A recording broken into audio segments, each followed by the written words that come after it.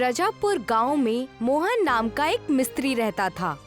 ये मिस्त्री अपने काम में काबिल और मेहनती था।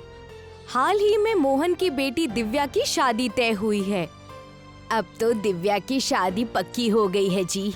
बड़ी खुशी की बात होगी जो साल भर में इसकी शादी निपट जाए तो। हाँ, पर ये घर बहुत खाली हो जाएगा बिना दिव्या के। पर शादी साल भर में रख दी गई है। अब साल भर में सारी चीजें संभाल तो लेंगे ना। तू फिक्र मत कर बेटा, वो मेरा काम है। पर फिर भी जी, दिव्या की बात सही है। आपका तो काम बहुत ज्यादा बढ़ जाएगा। हाँ, आई तो है। मैं जाकर एक बार सरपंच जी से मिलकर आता हूँ। क्या पता उनके पास से कोई रास्ता मिल जाए। ठीक है, जैसा आप चाहें। मोहन फिर सरपंच जी के घर की ओर निकल गया।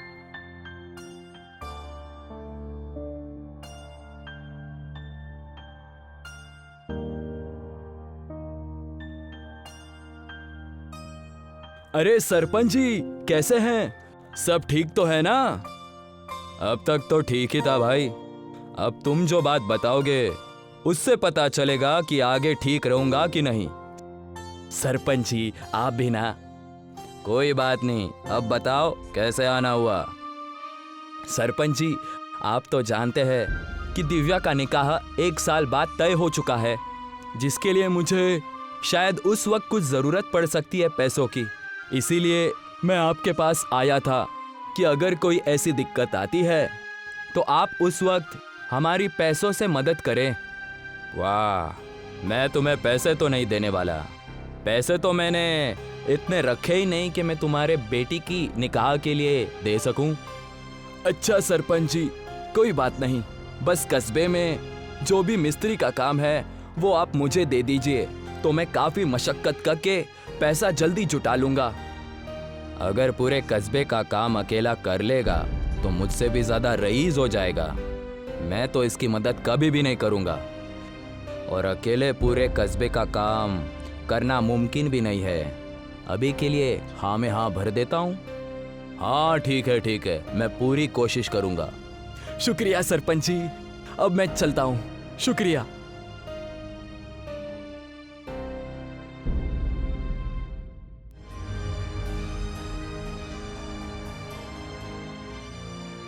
मोहन अपने घर आता है और शालिनी को सारी बातें बताता है। मैं तो जानती थी कि ये सरपंच किसी काम का नहीं है, बस बातें कर सकता है। बताओ, बिटिया की शादी में कुछ पैसों की जरूरत पड़ने पर अगर ना दे तो किस बात का सरपंच। और ऐसा भी नहीं है कि हम उससे जो उसके पैसे लेंगे वो वापस नहीं लौटाएंगे। तुम नाराज क्यों हो जाती हो शालिनी? किसी और के आदत से हमारा कोई लेना देना नहीं है। अगर वो पैसे नहीं देना चाहे तो नहीं दे, उसमें हमें कुछ कहने की जरूरत नहीं है, ना ही दिक्कतें जताने की जरूरत है। मैं कल से और ज्यादा काम करूंगा। पर ऐसे तो आपकी सेहत खराब हो जाएगी। ये सब सोचकर काम नहीं होता। अब मैं कल से काम करके रात देर से आऊंगा और ज्यादातर वक्त दुकान पर ही निकालूंगा। हे मालिक, अपनी रहम हम पर बनाए रखना और आपकी तबीयत भी ठीक रहे। बस इन दुआओं से ज्यादा और क्या चाहिए मुझे मशक्कत करने के लिए। बाकी तो तुम और ऊपर वाला देख लेंगे। अब मैं दुकान के लिए चला जाता हूँ। ठीक है जी, जल्दी आइएगा। मोहन अपनी दुकान में जाता है और लकड़ी का काम करने लगता है। मोहन के पास गांव से कुछ लोग काम कराने आने लगते हैं और तब माधव नाम का एक आदमी मोहन को दूर से ही देखता है और वहां जाता है। अरे वाह भैया, आप तो बड़े लगन से काम करते हैं। कौन है भैया? पहचाना नहीं मैंने। मैं तो बस यूं ही कस्बे से गुजर रहा था और आपको लगन से काम करता हुआ देखा तो सोचा कुछ वक्त ठहर जाऊं। आपकी बातें तो बहुत अच्छी लगती है और मानो मेहनत करने का हौसला बढ़ाती है कि मैं काम में लगा रहूं। 1 साल में मेरी बेटी का निकाह है। यदि आप वक्त निकाल कर आ सकेंगे तो बहुत एहसान होगा। क्यों नहीं, जरूर। क्या ये कस्बे वाले तुम्हें काम नहीं देते? नहीं, ऐसा नहीं है। जब से कस्बे में बिटिया की निकाह का पता चला है, लोगों ने अपने आप सारे काम मेरे पास बढ़ा दिया है। बहुत बढ़िया, तो आप अपना काम कर लीजिए और मैं चलता हूँ। आपके काम में मुसीबत नहीं बनना चाहता। जी जी, आपसे बात करके मुझे बहुत अच्छा लगा। मानो नया हौसला आ गया हो। आप जब चाहे तब यहाँ आ सकते हैं। ठीक है भैया, नमस्ते। नमस्ते। ये कहकर माधव वहाँ से चला गया और मोहन उत्साह से भरा हुआ फिर से काम पर लग गया और अब दुगनी मेहनत के साथ काम करने लगा। दिन भर मेहनत करने के बाद वो अपने घर जाता है। जी, आज तो आप काफी खुश नजर आ रहे हैं। बस यूं ही आज एक आदमी मिला जिसका चेहरा देखने में बहुत ही अच्छा था। ऊपर वाला करे कि ऐसा ही हर दिन हो जाए, कि रोज उस आदमी के दर्शन हो जाए बस। अच्छा, तो उन्हें भी दिव्या की शादी में बुलाया है आपने? हाँ, कहा तो है कि आएंगे। बाकी जिस तरह आज काम हुआ है, इस तरह मैं कितना भी काम कर लूं, हूँ तो अकेला ही ना। इस वजह से पैसे इकट्ठे करना बड़ी मुसीबत है।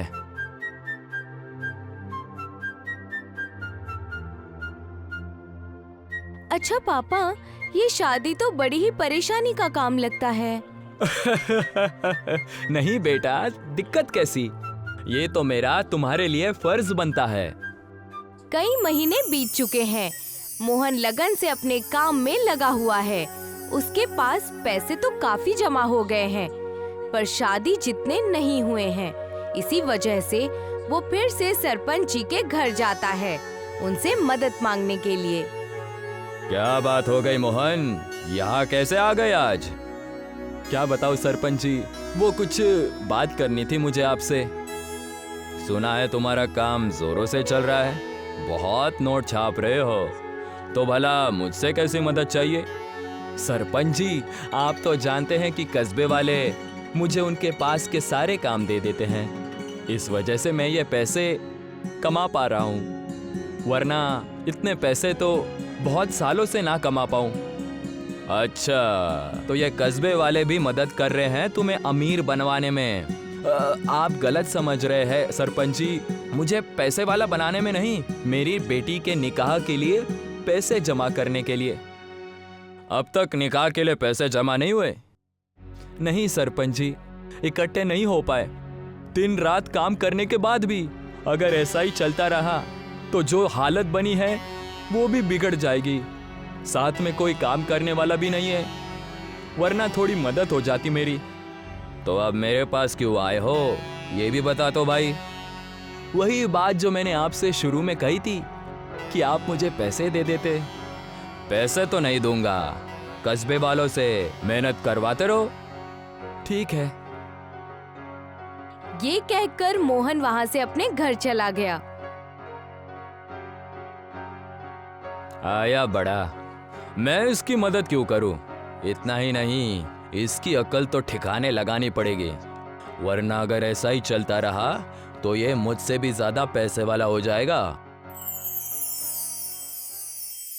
सरपंच जलन की वजह से पूरे गांव में आग लगाने लगता है ताकि लोग त्रस्त हो जाएं और मोहन को कोई काम न मिले और मोहन फिर से गरीबी में वापस चला जाए। मोहन को अचानक एक ख्वाब आता है जिसमें माधव उसे चौराहे पर रखे आपातकालीन घंटी के पास बुलाता है। ये ख्वाब देखकर मोहन उठ जाता है। ये कैसा ख्वाब देख लिया मैंने? कोई मुसीबत तो नहीं आने वाली? क्या हुआ जी, ऐसे चौंक कर क्यों उठ गए आप? माधव ख्वाबों में आकर आपातकालीन घंटे के पास इशारा कर रहे थे। कस्बा मुसीबत में तो नहीं? मोहन और शालिनी वहां चौराहे तक चले जाते हैं। मोहन उस घंटी को तेज तेज बजाने लगता है। अभी तो आग जोर की लगी नहीं है, पर देखने में लगता है कि हर घर में किसी ने आग लगाने की कोशिश जरूर की है। पता नहीं, अगर वो ख्वाब ना आता तो न जाने आज यहाँ क्या हो जाता। मोहन के इशारा करने से सब अपने घर से बाहर निकलकर आग बुझा देते हैं और सारे लोग बच जाते हैं। तभी वहाँ पर मोहन के सामने कुल देवता प्रकट होते हैं। अरे माधव, तुम माफ करना, कुल देवता आप? कुल देवता, प्रणाम प्रभु। माधव ही पुकार लो मोहन, दोस्त ही तो हूँ मैं तुम्हारा। तुम वाकई में बहुत ही भले और करुणामयी इंसान हो। मैं तुम्हें 2 की जगह 6 हाथ देता हूँ।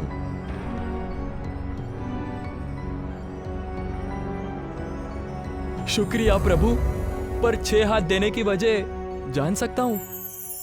तुम्हारी बेटी की शादी है और उसकी शादी करना बहुत ही मुश्किल साबित होगा। तुम्हें तुम्हारे काम की मेहनत देखकर तुम्हें ये वरदान देता हूँ, इससे तुम एक साथ 6 आदमियों का काम कर पाओगे। कुलदेव, माधव, आप एहसान करके मेरी बिटिया की निकाह में जरूर आना। उसके बाद बेटी का निकाह अच्छे तरीके से हो जाएगी प्रभु। तथास्तु। ये कहकर कुल देवता वहाँ से अंतर्ध्यान हो गए। मोहन और शालिनी वहाँ से अपने घर चले जाते हैं। सरपंच और बाकी गांव के लोग मोहन की दुकान के बाहर आकर खड़े होते हैं और उसका ये रूप देखकर हैरान रह जाते हैं। अरे ये क्या मोहन, तुम्हारे ये 6 हाथ कैसे हो गए?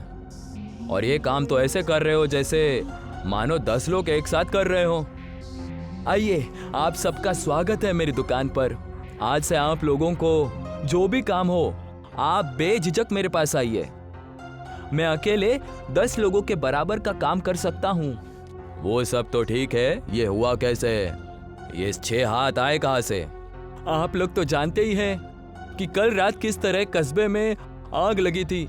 कुलदेवता मेरे ख्वाबों में आए थे और इशारा दिया कि मुझे चौराहे का आपातकालीन घंटा बजाना है और लोगों को सूचित करना है। तो वो घंटा तुमने बजाया था? जी, और इसी से खुश होकर कुलदेवता ने मुझे ये 6 हाथ दे दिए, जिससे मैं 10 लोगों का काम कर सकूं और बेटी के निकाह के लिए पैसे जुटा सकूं। तो तुमने ही मेरा काम बिगाड़ा। आपका काम? आपका कार्य? यानी वो आग आपने लगाई थी? नहीं, वो ये तो आपने बहुत ही गलत किया सरपंच जी। अपने लालच के लिए इतने लोगों का नुकसान करना ठीक नहीं था। मोहन के ये कहते ही सरपंच वहाँ से भाग निकला। अब क्योंकि ये हादसा टल चुका है, तो हमें बस इन पर ध्यान रखकर इन्हें सरपंच के जगह से हटाना चाहिए। इसके अलावा आप सभी जो काम चाहे वो काम मुझसे करवा सकते हैं। इसके बाद कुछ ही महीनों में मोहन ने अपनी बेटी की शादी करवाई और माधव के रूप में कुल देवता ने इस शादी में भाग लेकर मोहन और उसके परिवार को प्यार से ढेर सारी दुआएं दी।